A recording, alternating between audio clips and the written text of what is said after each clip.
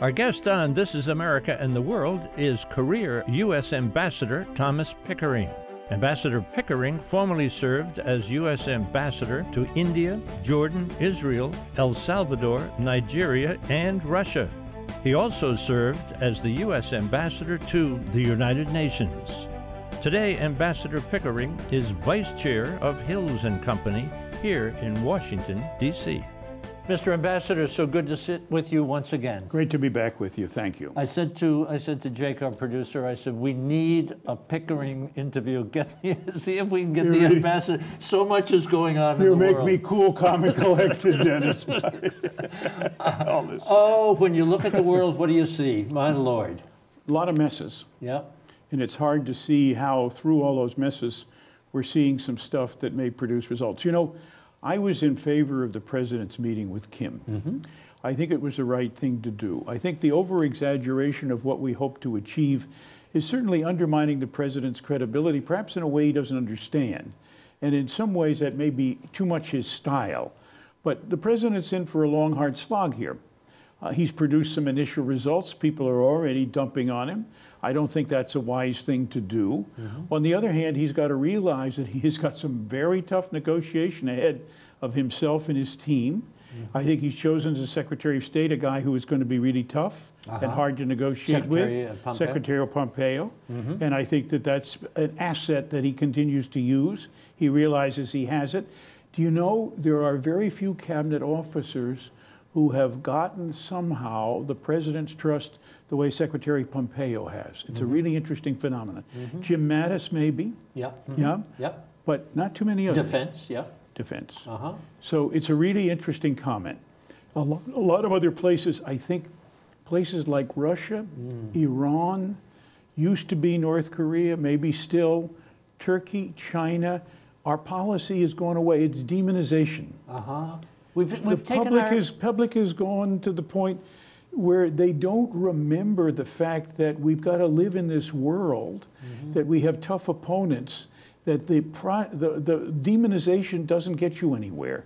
You got to talk to the people you find most difficult in order to work out the solutions, because they have problems too. And some of those we can help solve together.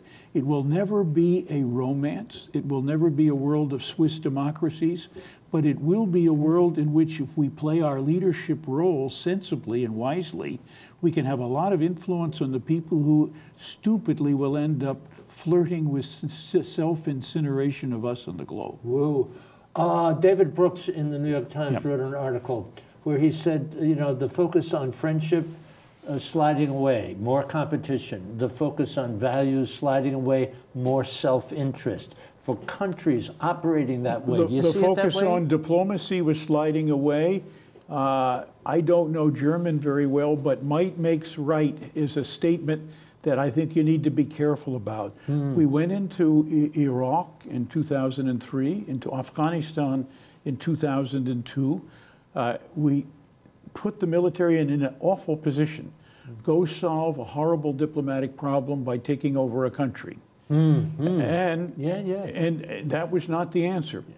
The answer could have been, if we had serious problems, and I'm not sure what the serious problem was in Iraq. I know what the serious problem was in Afghanistan, and 200 or 300 people solved that problem, and then we sat on our ass, pardon the expression, and went into Iraq and forgot about it, and it got worse and worse and worse.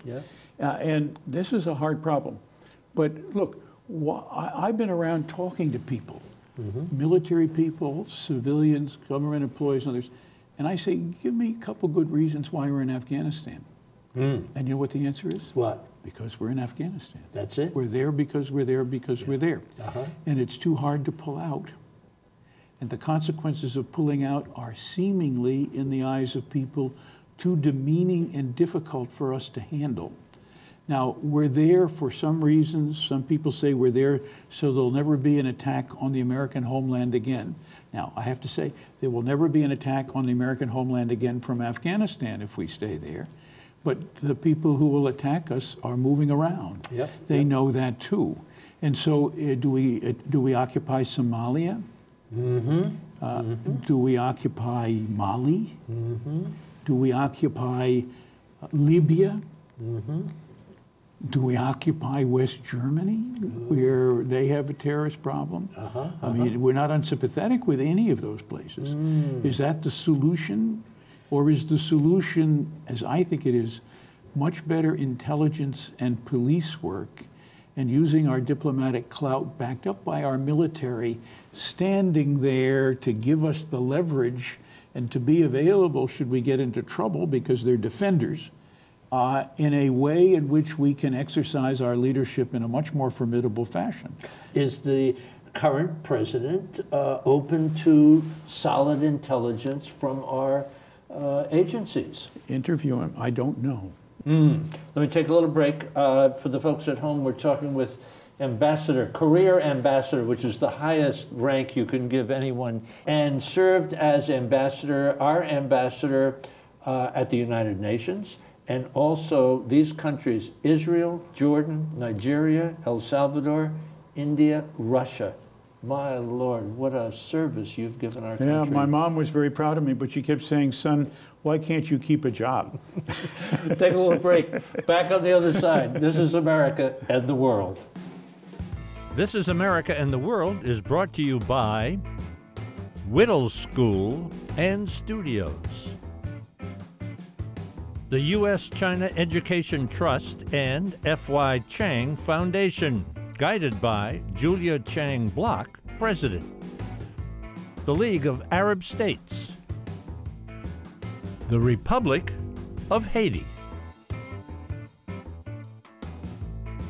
the Rotendaro Family Trust, Japan, History, Hospitality, and Advanced Technology, Sharing Tomorrow, the Forerunner Foundation, dedicated to forward-thinking public policy, and the Embassy Series, uniting people through musical diplomacy, presenting international artists in diplomatic settings.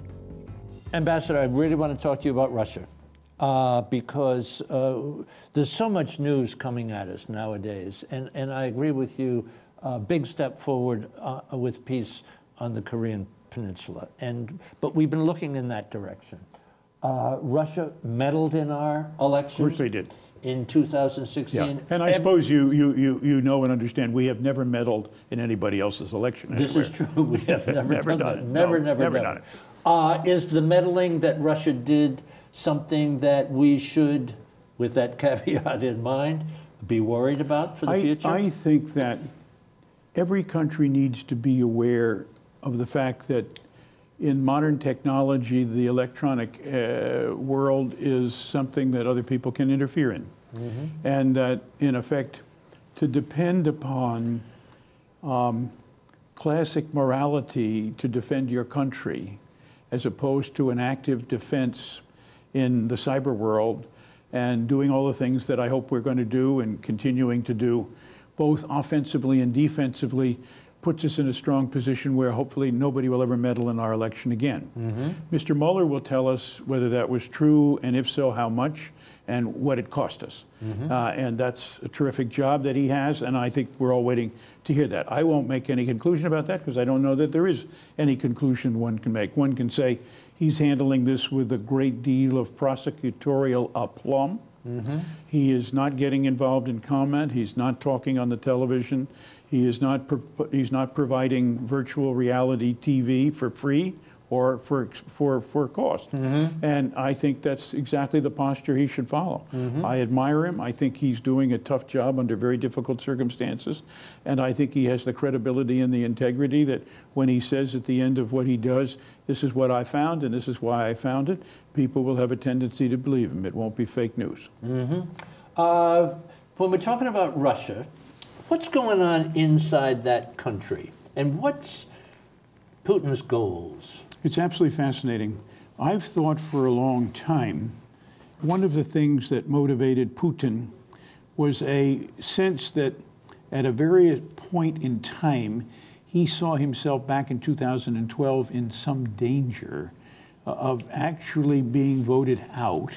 And maybe at one point as well, having these street demonstrations, you remember all over Russia, that galvanized a little bit, and he was very concerned about what he called the color revolutions. and he imputed our hand behind every color revolution and thought that we were organizing them, that regime change was our objective and he was the object. And so he did what I thought, felt he had to do. It wasn't pretty. We didn't like it. And in one way or another, he said, my policy has been and always will be Russia first.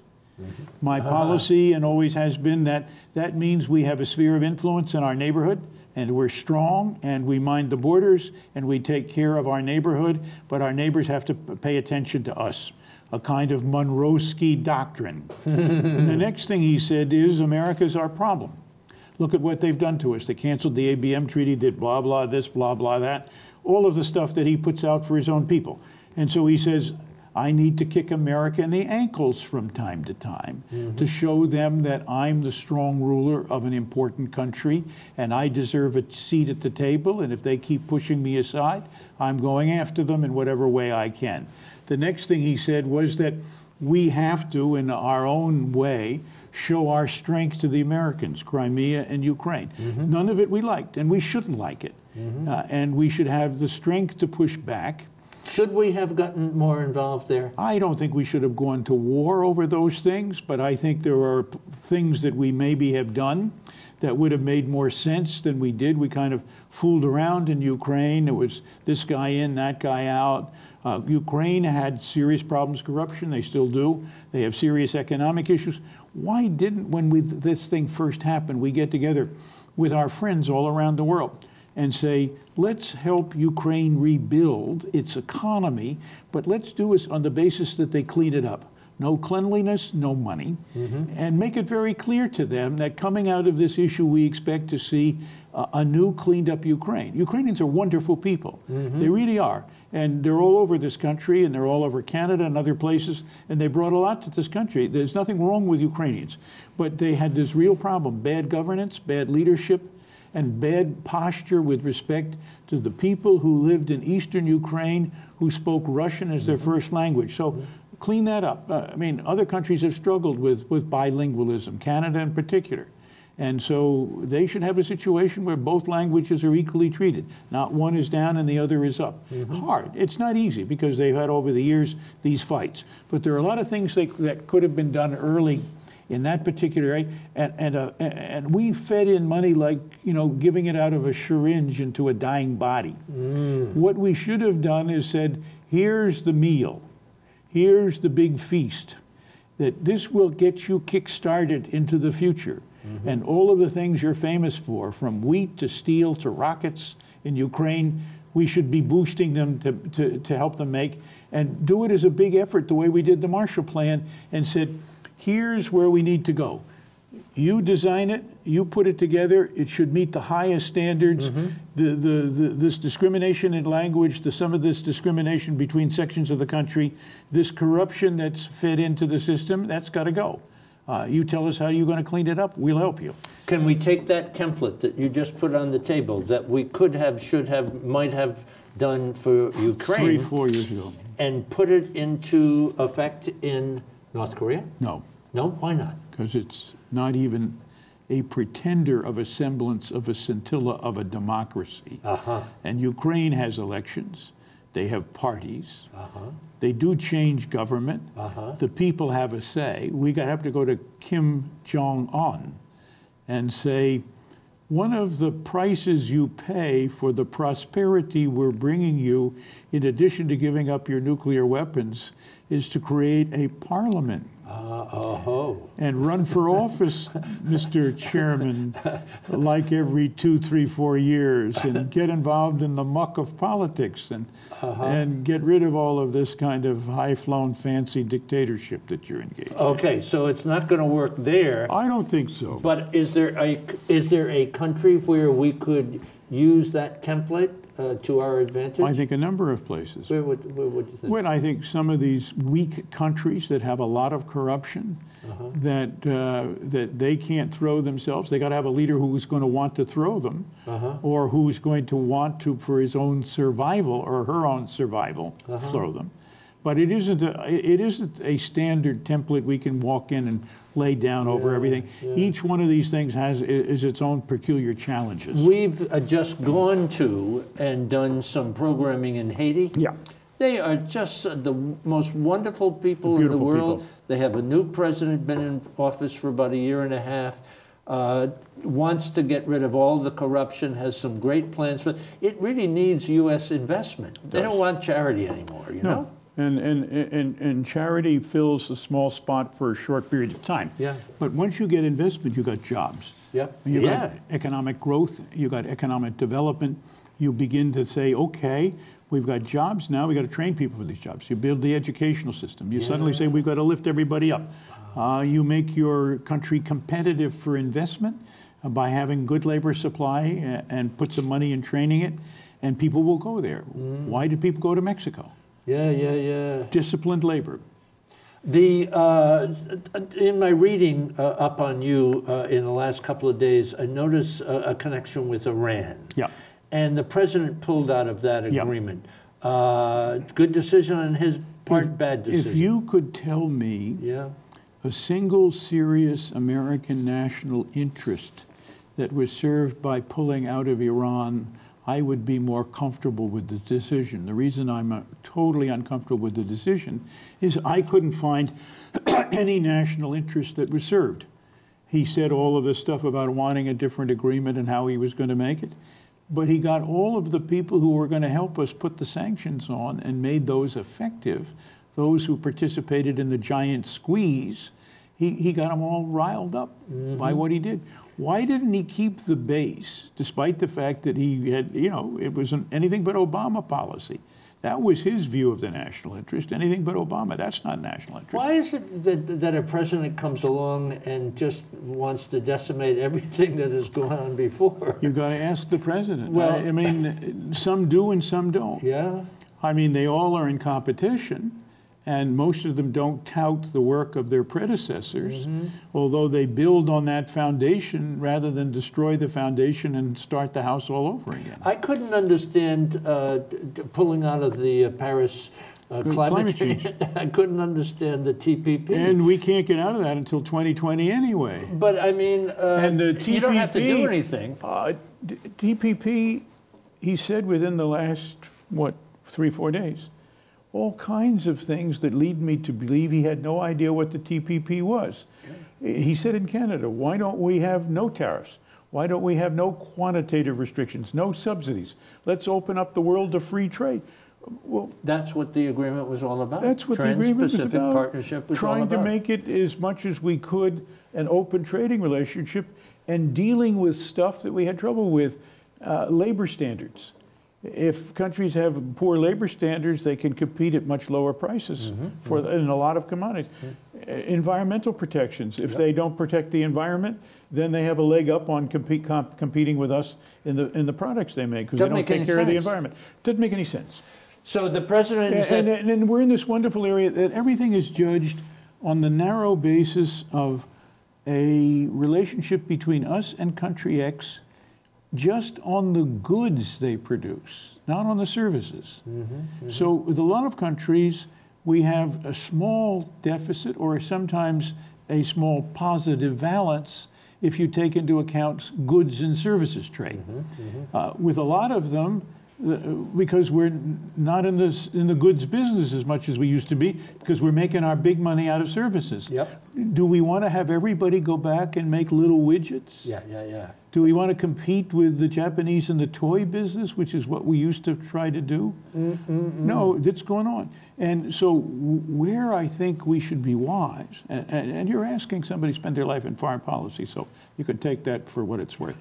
But look, where we should be wise is we should be able to help our American labor understand where the next jobs are coming from and train them for it, rather than merely go through this kind of Nordic track walking around trading business that doesn't work because it doesn't accustom these people to the jobs and it doesn't help them move their families to the jobs. The Germans do a much better job. I think the second question we need to look at really quite seriously is how we evaluate the value of trade. We're totally concerned about import competition and jobs. But we need the mobility to stay on top. The third thing is people are stealing our technology. We have to do everything we can to prevent that. But you know that the electronic, the IT industry, they don't use patent protection.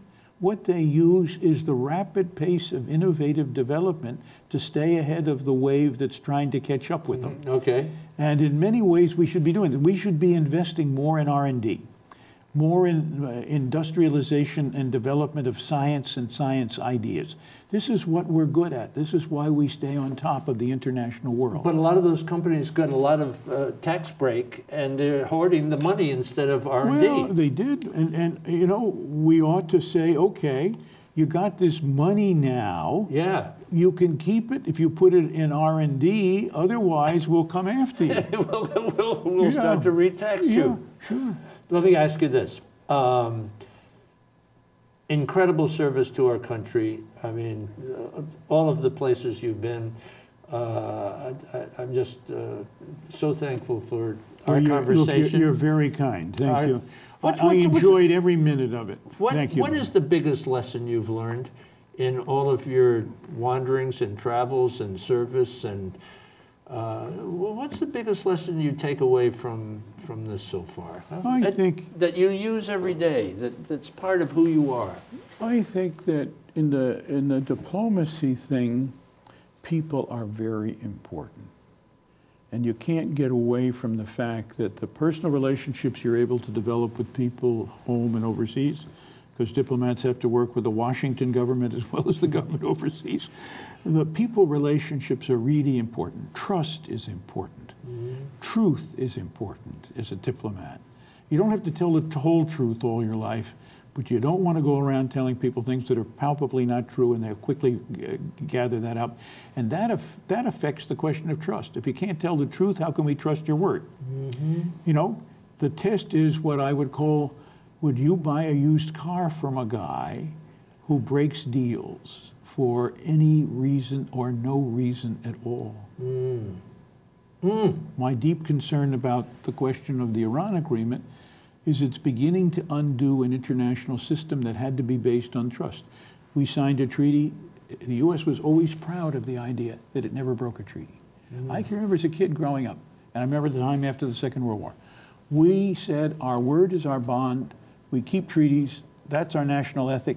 That's the way we behave. And we did everything we could to convince everybody else to behave that way. And it proved enormously beneficial. We didn't go to war over it, but people said, yes, the American way is the right way. It's the whole question of trust and honesty and integrity. Got about a minute left. Gee, it's gone like hell. What's going to be the relationship between the United States and Canada now? I think we'll recover. I'm a great admirer of Canadians. We have on our northern border a country that knows that when you're a small folk living next to an elephant, you get rolled on sometimes. The same thing they say, and they were right. We have our own culture in Canada. We're proud of it. We do things our way, but we're so close to the Americans that you don't really tell us apart. We get along. We speak almost with the same accents, and we do great business with each other. We have the world's biggest trading relationship. Why would we suddenly pick a fight with the Canadians over the fact that they have one dairy tariff that's 287%? Why not go in and say to Trudeau, this is a little bit strange here. Is there some way we can get along without this single high tariff? And that high tariff is a one-shot, one-off tariff as far as I know. It isn't the whole Canadian tariff structure. Between us, we've been reducing tariffs. Between us, we've been opening the border. Between us, we've been jointly protecting our two countries against terrorism. And we have that commitment.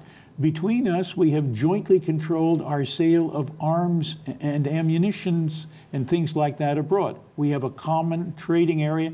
We have a common arms control area. So we're as close as any two people can be. And, you know, why would we suddenly put them in a position to say, well, we'll accept your high tariffs in steel and aluminum, and we're pussycats, we're not going to do anything about it. I mean, Trudeau's a politician. He got to get elected in his own country. If he takes that kind of stuff, how long is he going to stay? About 2 minutes. You're hopeful? Yes, I am. We're going to do the right thing. Mr. Ambassador. It's going to take time. Thank you. Thank you, Dennis. For information about This Is America and the World, and to watch all of our programs, visit our website, ThisIsAmerica.net, and look for us on Facebook and Twitter. You can listen to all of our ambassador interviews on our podcast, The Ambassador Series. It's available on our website and iTunes. This Is America and the World is brought to you by Whittle School and Studios, the U.S.-China Education Trust and F.Y. Chang Foundation, guided by Julia Chang Block, President, the League of Arab States, the Republic of Haiti, the Rotendaro Family Trust, Japan, History, Hospitality, and Advanced Technology, sharing tomorrow. The Forerunner Foundation, dedicated to forward-thinking public policy. And the Embassy Series, uniting people through musical diplomacy, presenting international artists in diplomatic settings.